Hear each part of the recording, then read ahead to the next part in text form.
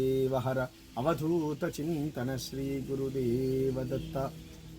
ఈరోజు సోమవారం, ఆరుద్ర నక్షత్రం, రాత్రికాలంలో అమావాస్య రావడం.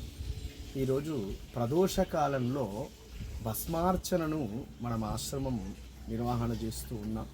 ప్రతి అమావాస్య రోజు మన దగ్గర భస్మాభిషేకం విశేషంగా నిర్వహించడం జరుగుతుంది.